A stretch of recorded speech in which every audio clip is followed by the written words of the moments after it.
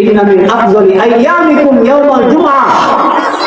আল্লাহ নবী সাল্লাল্লাহু আলাইহি ওয়াসাল্লাম বলেছেন, ও तमाम পৃথিবীর মানুষ, তোমাদের যত দিন আছে সমস্ত দিনগুলোর মধ্যে সবচেয়ে শ্রেষ্ঠ দিন হলো জুমার দিন। কোন দিন বলেন? জুমার দিন। জুমার দিন। জুমার দিন কেন শ্রেষ্ঠ সেটার কারণ বর্ণনা করতে গিয়ে আল্লাহ নবী বলেছেন, ফীহি খুলিকা আদম আলাইহিস সালাম। এই জুমার দিনে পৃথিবীর সর্বপ্রথম মানব আবুল বাশার সমস্ত মানব জাতির পিতা হযরত আদম আলাইহিস সালাতু ওয়াস সালামকে সৃষ্টি করা হয়েছে। আদম আলাইহিস সালাতু ওয়াস সালামকে সৃষ্টি করা হয়েছে কোন দিন? কোন দিন বলুন? জুমার দিন। ওয়া ফীহি কুবিদা, এবং এই দিনে হযরত আদম আলাইহিস সালাতু ওয়াস সালামকে মৃত্যু দেওয়া হয়েছে, দুনিয়া থেকে উঠিয়ে নেওয়া হয়েছে। ওয়া ফীহি নাফখা, এবং এই দিন জুমার দিন যখন আসবে, এই জুমার দিনে আল্লাহ রাব্বুল আলামিনের নির্দেশে হযরত ইসরাফিল আলাইহিস সালাতু ওয়াস সালাম দ্বিতীয়বার সিংহায় ফুঁক দিবেন। শুধু তাই নয়, ওয়া ফীহি সাকা, এবং এই দিন তথা জুমার দিনে এই পৃথিবীর অস্তিত্বলীলা যা কিছু আছে, সঙ্গলীলা সব কিছু ববলীলা একদিন শেষ হয়ে যাবে। যেই দিনে, সেই দিনটা হলো কিয়ামতের দিন। এই কিয়ামতের দিনও সংগঠিত হবে জুমার দিনে। জুমার দিন আদমের সৃষ্টি হয়েছে এবং আদমের মৃত্যু এদিনেই আবার কিয়ামত সংগঠিত হবে। এই জন্য পেয়ারা নবী বিশ্ব নবী সাল্লাল্লাহু আলাইহি ওয়াসাল্লাম বলেন, ফাআতিরু আলাইয়া মিনাস সালাহ। ও আমার সাহাবায়ে কেরাম, আমার উম্মত, এই দিনটা যেহেতু তোমাদের সমস্ত দিনের মধ্যে সবচেয়ে শ্রেষ্ঠ দিন, সুতরাং এই দিনে তোমরা যে আমলটা সবচেয়ে বেশি পরিমাণ করবে, সেই আমলটার নাম হলো তোমরা এই দিনে বেশি বেশি দুরূদ পড়বে। কি করবে? দুরূদ পড়বে। রাসূলের উপরে কি করতে হবে? দুরূদ পড়তে হবে। ফাআতিরু আলাইয়া মিনাস সালাত, এই দিনে তোমরা আমার উপর বেশি বেশি দুরূদ পড়বে।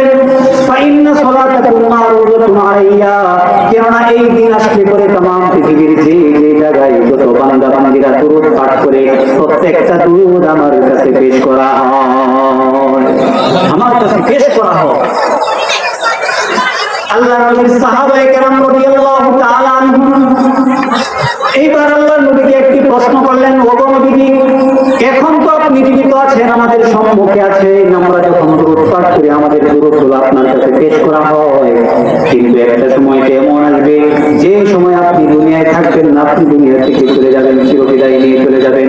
তখন যদি আমরা দুরূদ পাঠ করি, আমাদের দুরূদগুলো তখন আপনার কাছে কিভাবে পেশ করা হবে? ক্বালু ইয়া রাসূলুল্লাহ ওয়া কাইফা তুরদু সালাতুনা আলাইকা ওয়া কদ হারামতা।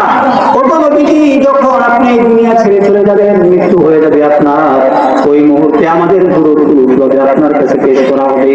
এইবার রাসূল সাল্লাল্লাহু আলাইহি ওয়াসাল্লাম বলেন, ও আমার সাহাবী, তোমরা শুনো, আমি যখন মৃত্যুবরণ করব, মৃত্যুবরণ করার পরে মাটির সাথে আমার দেহটা মিশে যাবে, তারপরেও আমার কাছে তোমাদের দুরূদগুলো পৌঁছানো হবে।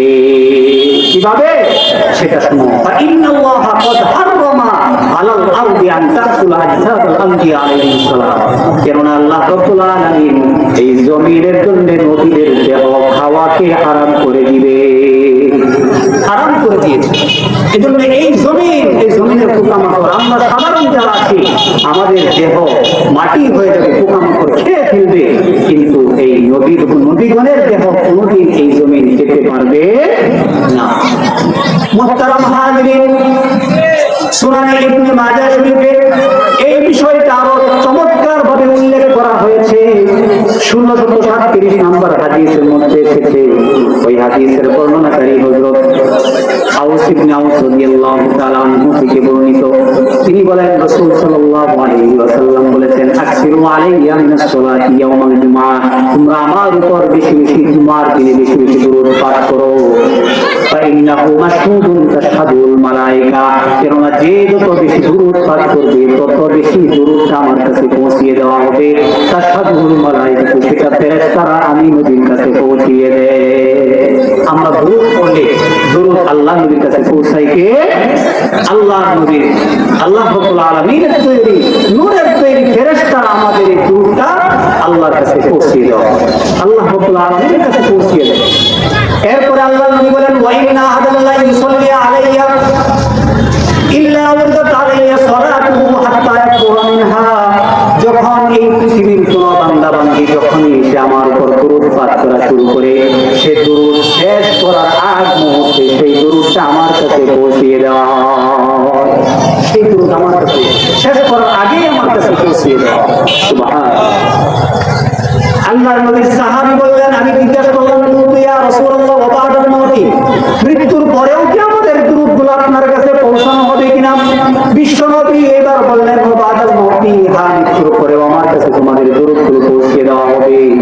ফাইনাল্লাহ ক্বাদ হাররামা আলাল আরদি আন তাকুলা আজসাদুল আম্বিয়া, কেননা আল্লাহ রাব্বুল আলামিন এই পৃথিবীর জমিনের জন্য নবীদের দেহ ভক্ষণ করাকে হারাম করে দিয়েছেন।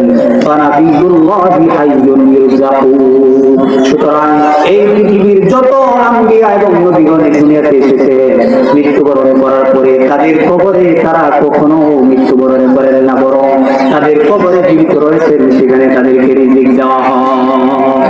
তারা রিজিক প্রাপ্ত হয়ে থাকে, সেখানে তারা জীবিত আছে।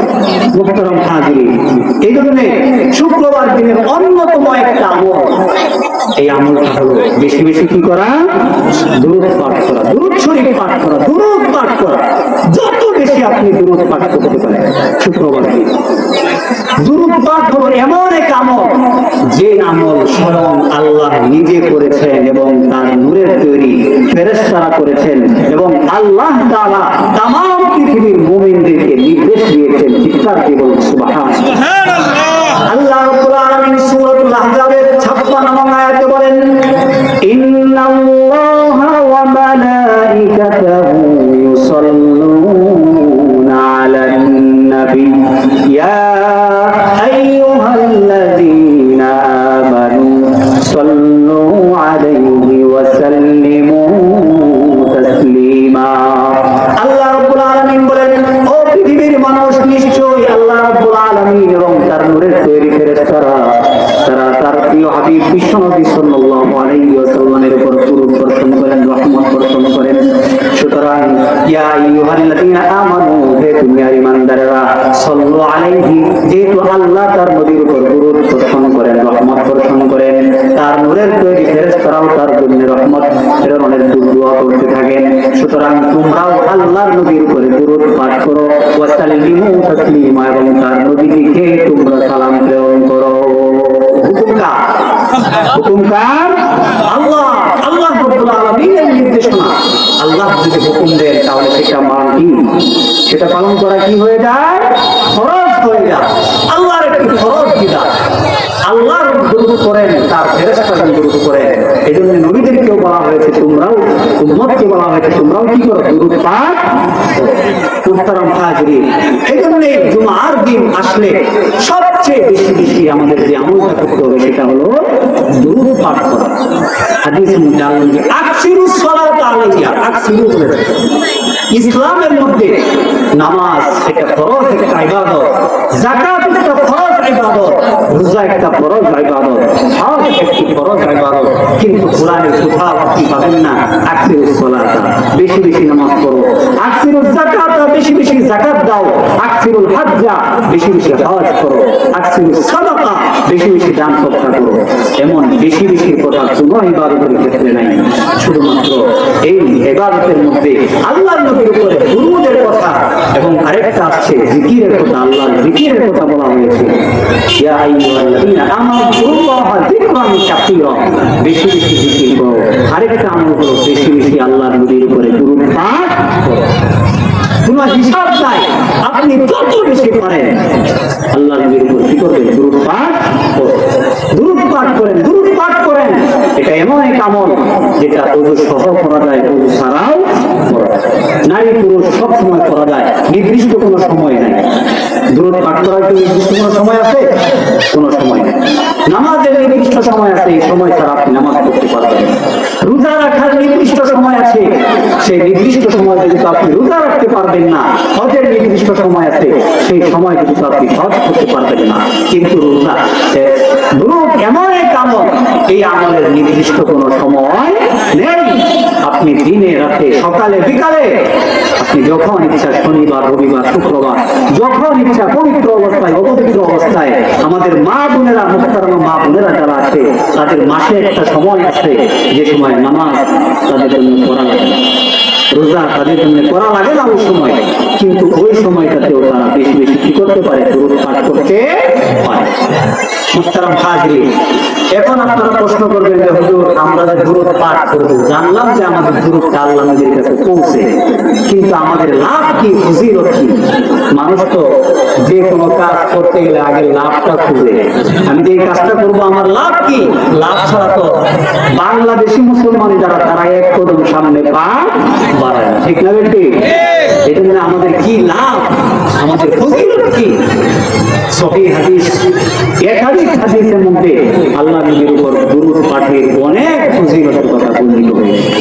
সুনানে নাসাই শরীফের 1297 নম্বর হাদিসের মধ্যে এসেছে, রাসূল করিম সাল্লাল্লাহু আলাইহি ওয়াসাল্লামের বিশিষ্ট সাহাবী হযরত আনাস ইবনে মালিক রাদিয়াল্লাহু তাআলা আনহু থেকে বর্ণিত, তিনি বলেন ওয়া রাসূলুল্লাহ সাল্লাল্লাহু আলাইহি ওয়াসাল্লাম, রাসূল সাল্লাল্লাহু আলাইহি ওয়াসাল্লাম বলেছেন, মান সাল্লা আলাইয়া সালাতান ওয়াহিদা, ও দুনিয়াবাসী শোনো, তোমাদের মধ্যে যে ব্যক্তি চাই সে পুরুষ হোক বা নারী হোক, যে নারী যে পুরুষ আমি নবীর উপরে একবার দুরূদ পাঠ করবে, কতবার? একবার যে ব্যক্তি দুরূদ পাঠ করবে সাল্লাল্লাহু আলাইহি আশরা সালাওয়াত, আল্লাহ রাব্বুল আলামিন তার উপর, ওই বান্দার উপর, ওই বান্দির উপরে 10 বার রহমত নাযিল করেন। সুবহানাল্লাহ।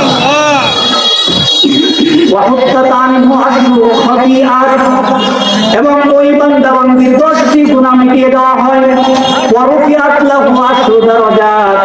এবং একবার যদি কোনো বান্দা বান্দি আল্লাহর নবীর উপরে দুরূদ পাঠ করে, একবার দুরূদ পাঠের বিনিময়ে আল্লাহ রাব্বুল আলামিন ওই বান্দা বান্দির 10টি মর্যাদা বৃদ্ধি করিয়া দেন। সুবহানাল্লাহ। আছে না নাই? আছে না নাই? একবার করবেন, বিনিময়ে 10টা রহমত আপনার উপর আল্লাহ তাআলা বর্ষণ করে দিবেন। আপনার গুনাহ থেকে 10টি গুনাহ মিটিয়ে দিবেন এবং আপনার 10টি মর্যাদা বৃদ্ধি করে দিবেন। কে? আল্লাহ। আল্লাহ রাব্বুল আলামিন আপনার 10টি মর্যাদা বৃদ্ধি করে দিবেন। মুহতারাম হাজিরিন, আরেক হাদিসের মধ্যে এসেছে, মুসনাদ আহমদের হাদিস, এই হাদিসের মধ্যে এসেছে রাসূল করিম সাল্লাল্লাহু আলাইহি ওয়াসাল্লামের সাহাবী হযরত আমির ইবনে রবিয়া থেকে বর্ণিত, তিনি বলেন, সামিআতু রাসূলুল্লাহ সাল্লাল্লাহু আলাইহি ওয়াসাল্লাম ইয়াকুল, আমি আল্লাহ নবী সাল্লাল্লাহু আলাইহি ওয়াসাল্লামকে বলতে শুনেছি, মান সাল্লা আলাইয়া সালাতান লাম তাযালিল মালাইকাতু তুসাল্লি আলাইহি মা সাল্লা আলাইহি। ও পৃথিবীর মানুষেরা শোনো, যে ব্যক্তি আমার উপর দুরূদ পাঠ করতে থাকে, যত দুরূদ পাঠ করতে থাকে, যতক্ষণ পর্যন্ত কোনো বান্দা বান্দি আমি নবীর উপর দুরূদ পাঠ করতে থাকে, ততক্ষণ পর্যন্ত আল্লাহর নূরের তৈরি ফেরেশতারা তার গুনাহ মাফের জন্য আল্লাহর কাছে ক্ষমা প্রার্থনা করতে থাকে। সুবহানাল্লাহ। আপনি যতক্ষণ দুরূদ করবেন, আল্লাহর নিয়োজিত ফেরেশতা আপনার জন্য কি করবে? গুনাহ মাফের আল্লাহর কাছে প্রার্থনা করতে থাকে। মুহতারাম হাজিরিন, এরপরে আল্লাহ নবী বলেন, ফালিয়ুকিল্লা মিন যালিকা আহদুন আও ইউসির। এখন তোমরাই বুঝো, ডিসিশন ইউর, সিদ্ধান্ত তোমার। এখন তুমি কি দুরূদ কম পড়বে না বেশি পড়বে, এটা সিদ্ধান্তটা তোমার। তবে জেনে রাখো, তুমি যতক্ষণ দুরূদ পড়তে থাকো, ততক্ষণ আল্লাহ রাব্বুল আলামিনের নূরের তৈরি ফেরেশতারা তোমার জন্য গুনাহ মাফের দোয়া করতে থাকে। সুবহানাল্লাহ। মুহতারাম হাজিরিন, ইমাম বাইহাকী রাহিমাহুল্লাহু তাআলা আনহু রচিত একটি কিতাব হায়াতুল আম্বিয়া নামক কিতাবের 93 নম্বর পৃষ্ঠায় এসেছে, বিশ্বনবী রাসূল আরবি সাল্লাল্লাহু আলাইহি ওয়াসাল্লামের বিশিষ্ট সাহাবী হযরত আনাস ইবনে মালিক রাদিয়াল্লাহু তাআলা আনহু খাদিমুন নবী সাল্লাল্লাহু আলাইহি ওয়াসাল্লাম, আল্লাহর নবীর খাদিম হযরত আনাস ইবনে মালিক রাদিয়াল্লাহু তাআলা আনহু থেকে বর্ণিত, বিশ্বনবী সাল্লাল্লাহু আলাইহি ওয়াসাল্লাম বলেছে, আল্লাহর নবী সাল্লাল্লাহু আলাইহি ওয়াসাল্লাম বলেন, মান সাল্লা আলাইয়া ফি ইয়াউমিল জুমআতি, যে ব্যক্তি আমার উপর, ইন্না আকরাবাকুম মিন্নি ইয়াউমাল কিয়ামাতি ফি কুল্লি মাওতিন, ও পৃথিবীর মানুষ শুনে রাখো, ইন্না আকরাবাকুম মিন্নি ইয়াউমাল কিয়ামাতি ফি কুল্লি মাওতিন, কিয়ামতের ময়দানে যতগুলো স্থান আছে, মৃত্যুর পরে কবর, প্রথম মঞ্জিল, এরপরে হাসর, এরপরে সিরাতুল মুস্তাকিম, এবং আছে হাসর আছে, কবর আছে, এবং প্রত্যেকটা জায়গায়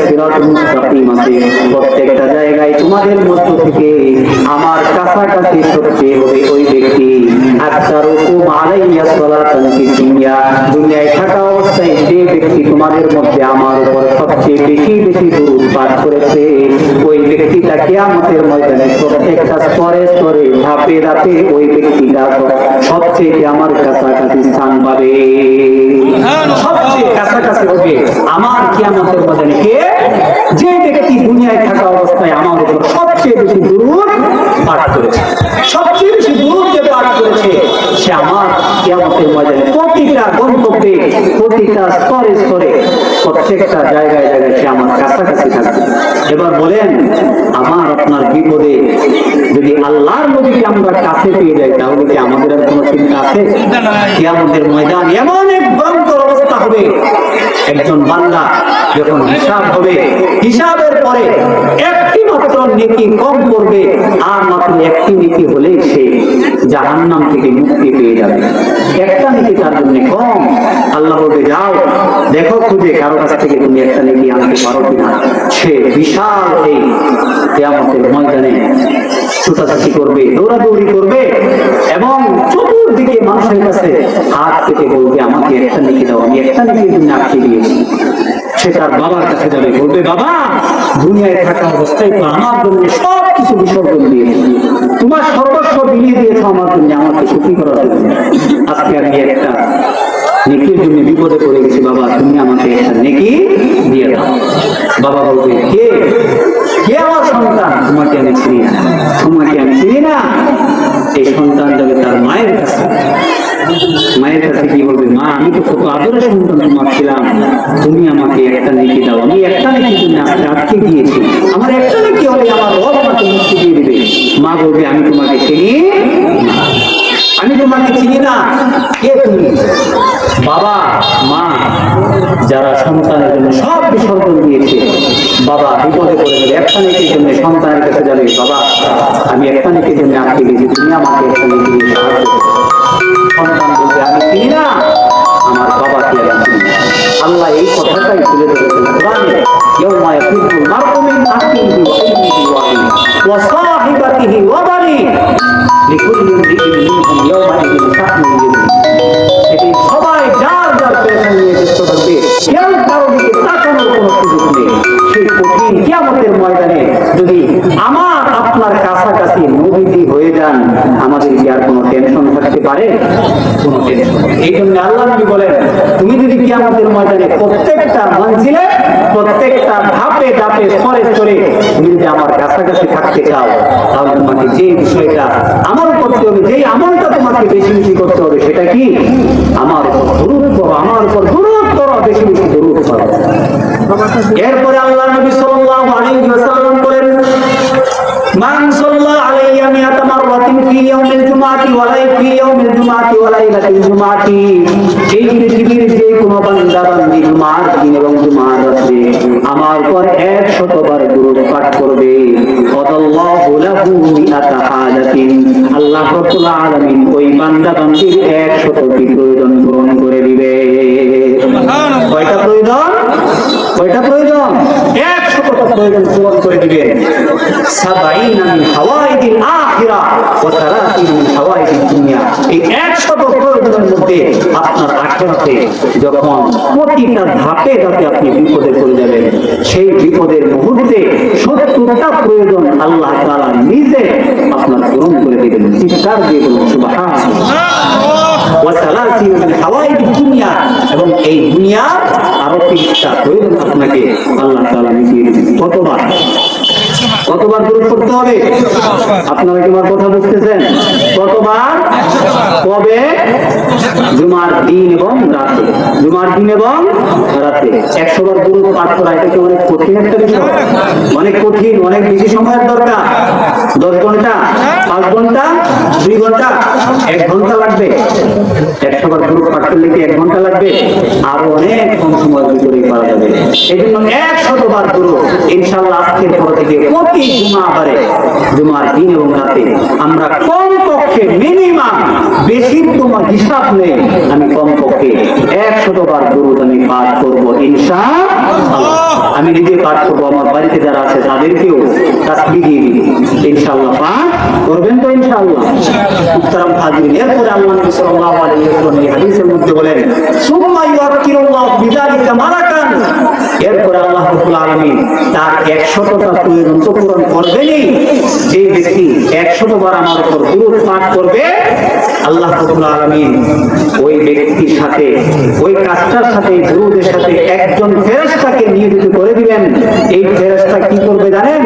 ইদখিলুনি ফি কবরি, এই ফেরেশতা এই 100 বার যে দুরূদ পাঠ করবে, এই দুরূদটা আমার কবরে পৌঁছিয়ে দিবে। সুবহানাল্লাহ, আমার কবরে পৌঁছিয়ে দিবে।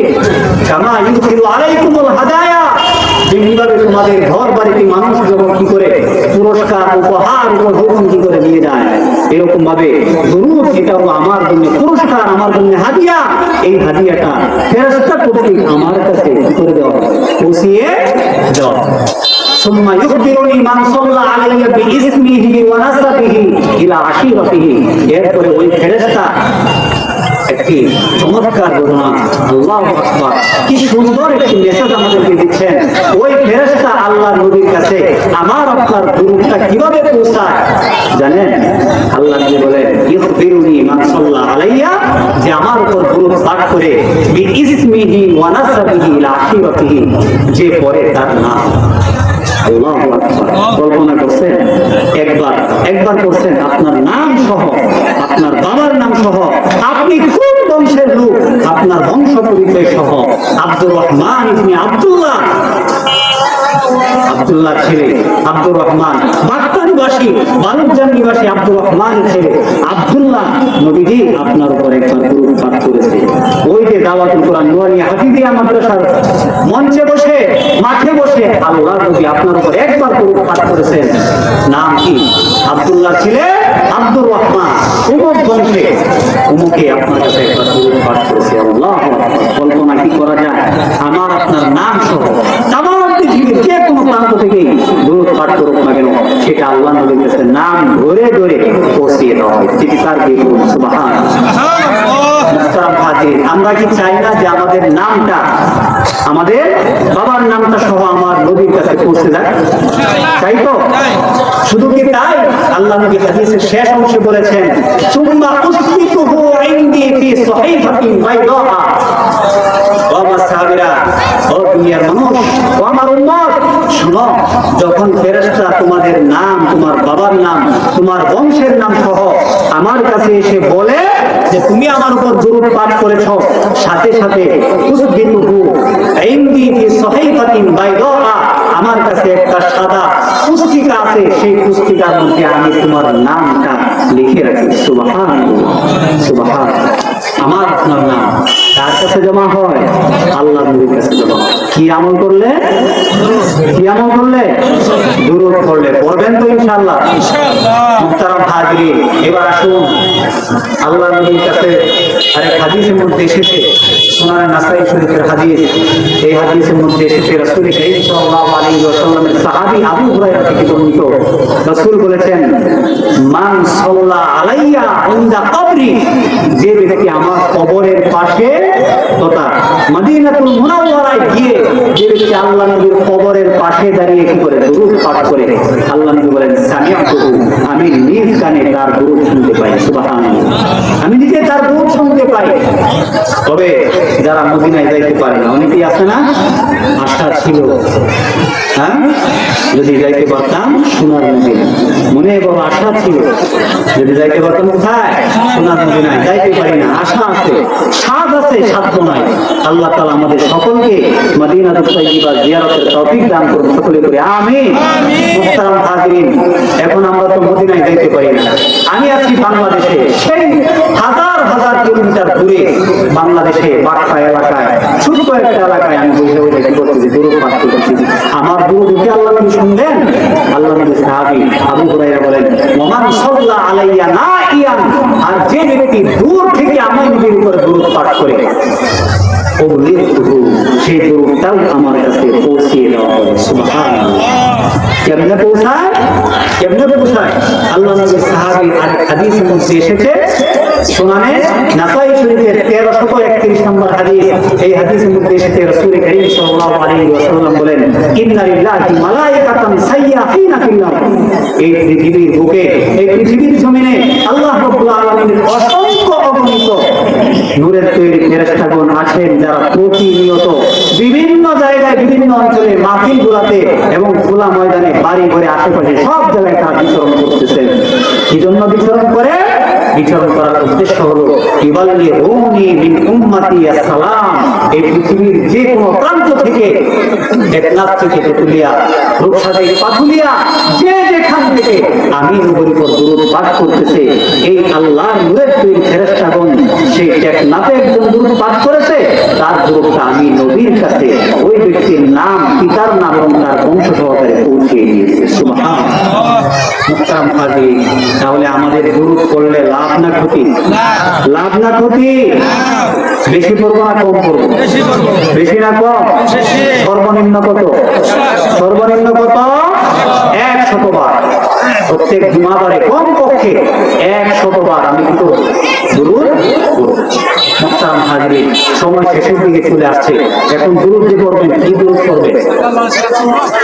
বুখারী শরীফের 3370 নম্বর হাদিসের মধ্যে আছে, আল্লাহুম্মা সাল্লি আলা মুহাম্মাদ ওয়া আলা আলি মুহাম্মাদ কামা সাল্লাইতা আলা ইব্রাহিম ওয়া আলা আলি ইব্রাহিম ইন্নাকা হামিদুম মাজিদ। আল্লাহ নবীর সাহাবী দিয়ে জিজ্ঞাসা করতে, ইয়া রাসূলুল্লাহ, আমরা কিভাবে আপনাকে সালাম দিব? সেটা তো আল্লাহ তাআলা কোরআনে আমাদেরকে শিখিয়েছেন, কিন্তু কাইফা নুসাল্লি আলাইকা ইয়া রাসূলুল্লাহ, আমরা কিভাবে আপনার উপর দুরূদ পাঠ করব আমাদেরকে শিখিয়ে দিন।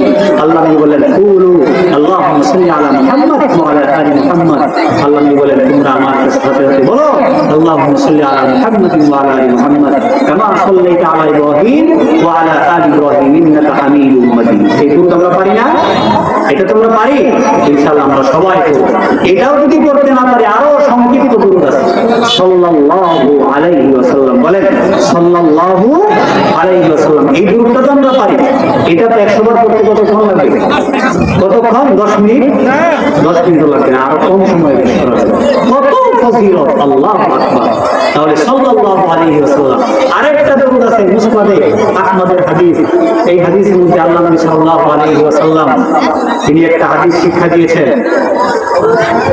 হাদিসটা হলো, রাসূল করিম সাল্লাল্লাহু আলাইহি ওয়াসাল্লাম বলেন, মান সাল্লা আলাইয়া, যে ব্যক্তি আমার উপর দুরূদ পাঠ করবে, সুম্মা ইয়াকুলু, অতঃপর বলবে, আল্লাহুম্মা আনজিলহুল মাকাদাল মুকাররাবা ইনদাকা ইয়াউমাল কিয়ামাহ, ওগো আল্লাহ, তুমি তোমার হাবিব আমাদের প্রিয় নবী বিশ্ব নবীকে কিয়ামতের দিন তোমার কাছে সম্মানজনক আসনে আসন দিও। এই দোয়াটা যে ব্যক্তি করবে, যদি কেউ পরে এই দোয়াটা একবার, কয়বার? একবার যদি কোনো ব্যক্তি এই দোয়াটা করতে পারে, আল্লাহ নবী বলেন, ওয়াজাবাত লাহু শাফাআতি ইয়াউমাল কিয়ামা, কিয়ামতের দিন ওই বান্দা বান্দির জন্য আমি নবীর সুপারিশ তার জন্য ওয়াজিব হয়ে যাবে। সুবহানাল্লাহ। আল্লাহ নবীর সুপারিশ ওয়াজিব হয়ে যায় একটা মাত্র দরুদ। আল্লাহুম্মা সাল্লি আলা মুহাম্মাদ ওয়া আনজিলহুল মাকাদাল মুকাররাবা ইনদাকা ইয়াউমাল কিয়ামা। এই দরুদটা ইনশাআল্লাহ যারা পারি তো পারি, যারা পারি না উলামায়ে কেরাম আছে, তাদের কাছ থেকে শিখে নিব ইনশাআল্লাহ। শিখবেন তো ইনশাআল্লাহ? মুহতারাম হাজিরিন, জুমার দিন বেশি বেশি দুরূদ পাঠ করব। আরেকটা দুরূদ আছে, এই দুরূদটা যদি কোনো ব্যক্তি জুমার দিন আসর নামাজের পরে, কখন? আসর নামাজের পরে 80 বার। কতবার? 80 বার। মান সাল্লা আলাইয়া ইয়াউমাল জুমআতি, যে ব্যক্তি জুমার দিন আমার উপরে দুরূদটা পড়বে, 80 মাররা। কতবার? 80 বার যদি কোনো ব্যক্তি দুরূদটা পড়ে। দুরূদটা হলো, আল্লাহুম্মা সাল্লি আলা মুহাম্মাদিন নাবিয়্যিল উম্মি ওয়া আলা আলিহি ওয়া সাল্লিম তাসলিম। এই দুরূদটা আমরা পারি না?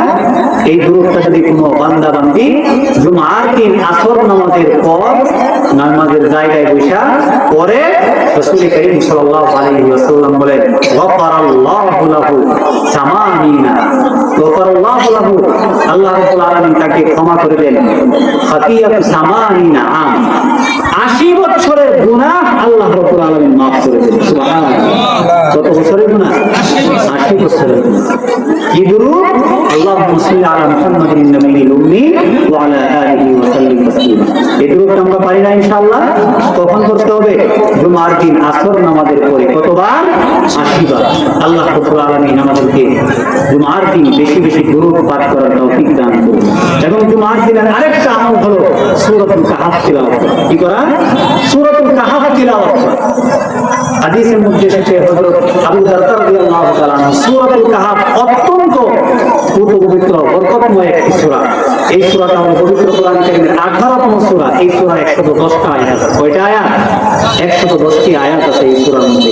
এবং এই সূরাটাকে সূরাতুল কোরআন, কোরআনের একদম নাভি, মধ্যবর্তী কোরআনের নাভি বলা হয়। একদম কোরআনের মিডিলে ওয়াল ইয়াতালাত্তাফ একটা শব্দ আছে এই কোরআনের। এটার আগে যতটুকু কোরআনে, এর পরেও ততটুকু হয়েছে। এই ওয়াল ইয়াতালাত্তাফ এই শব্দটা আছে কোন জায়গায়? সূরাতুল কাহফের মধ্যে। মুহতারাম হাজিরিন, এই সূরাটার মধ্যে আল্লাহ রাব্বুল আলামিন পূর্ববর্তী উম্মতের অনেক গুরুত্বপূর্ণ শিক্ষণীয় 5টা ঘটনা উল্লেখ করেছেন, যে ঘটনাগুলো সাধারণত অন্য কোন সূরার মধ্যে উল্লেখ করা হয়নি।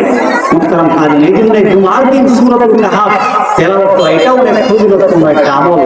হযরত আবু দারদা রাদিয়াল্লাহু তাআলা আনহু থেকে বর্ণিত হাদিস সহিহ মুসলিমের 1768 নম্বর হাদিসের মধ্যে আসছে, আবু দারদা রাদিয়াল্লাহু তাআলা আনহু মান হাফিযা 10 আয়াতিন মিন আউয়াল সূরাতিল কাহফি উসমা মিনাদ দাজ্জাল। যে ব্যক্তি সূরা কাহফের প্রথম দিকের 10টি আয়াত মুখস্থ করবে, আল্লাহ রাব্বুল আলামিন তাকে দাজ্জালের কঠিন ভয়ঙ্কর ফিতনা থেকে হেফাজত করবেন। সুবহানাল্লাহ। আর মুসনাদে আহমদের riwayat মধ্যে আসছে 27582, এই riwayat মধ্যে আসছে আবু দারদা রাদিয়াল্লাহু তাআলা আনহু থেকে বর্ণিত মান ক্বারাআ 10 আয়াতিন মিন আখির সূরাতুল কাহফ। যে ব্যক্তি সূরাতুল কাহফের শেষ 10টি আয়াত মুখস্থ করবে, ওসমানী ফিতনাতি দাজ্জাল, তাকে দাজ্জালের ভয়ঙ্কর ফিতনা থেকে হেফাজত করা হবে। সুবহানাল্লাহ। এটা হলো এমনি স্বাভাবিকভাবে। এজন্য উলামায়ে কেরাম বলেন, যেহেতু এক riwayat প্রথম 10 আয়াত, আরেক riwayat শেষের 10 আয়াত আসছে, এজন্য প্রথম 10 এবং শেষ 10 20 আয়াত মুখস্থ করা। পারলে সম্পূর্ণ সূরাটাই মুখস্থ করে নেওয়া।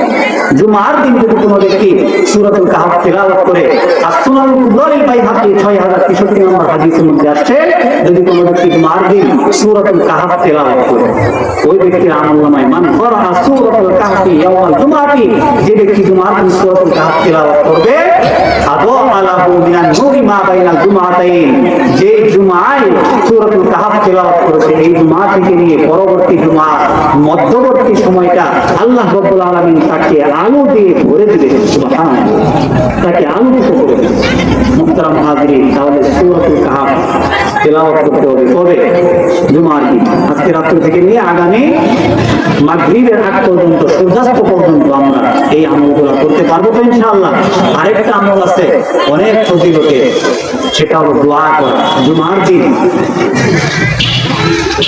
একদম আসরের নামাজের একটা মুহূর্ত এমন আছে, যে সময় আল্লাহর বান্দা যদি, আল্লাহর কোনো বান্দা যদি আল্লাহর কাছে কিছু চায়, সাথে সাথে আল্লাহ তাআলা তাকে দিয়ে দেবে। এটা হলো জুমার দিনের একটা মুহূর্ত এমন আছে। হাদিসের মধ্যে আসছে এই সময়টা হলো 2টা ব্যাখ্যা আছে। 2টা ব্যাখ্যা। এক নম্বর হলো ইমাম যখন খুতবা দিতে বসেন, 2 খুতবার মাঝখানে যে সময়টা, এই সময়ের মধ্যে, অথবা আযান যখন হয়, এই আযানের পরে, খুতবা দেওয়ার আগে পরে যে সময়টা, এটা। আরেক হাদিসের মধ্যে আসছে আসরের পরে মাগরিবের একদম পূর্ব মুহূর্তে, অত্যন্ত গুরুত্বপূর্ণ সময়। এই সময় যদি কোনো বান্দা বান্দী আল্লাহর কাছে কোনো কিছু চায়, ইল্লা আতাহু ইয়া, আল্লাহ রাব্বুল আলামিন সাথে সাথে ওই বান্দা বান্দীকে সেটা দান করে দেবেন। সুবহানাল্লাহ। মুহতারাম হাজিরিন, কয়টা আমলের কথা বললাম? 3টা আমল। 1 নম্বর বেশি বেশি দরুদ পাঠ করা। 1 নম্বর কি? বেশি বেশি দরুদ পাঠ করা। 2 নম্বর সূরাতুল কাহফ তেলাওয়াত করা। 3 নম্বর হলো মাগরিবের পূর্ব মুহূর্তে আল্লাহ রাব্বুল আলামিনের কাছে বেশি বেশি কি করা? দোয়া। আল্লাহ রাব্বুল আলামিন আমাদের সবাইকে এই আমলগুলো করার তৌফিক দান করুন। সকলে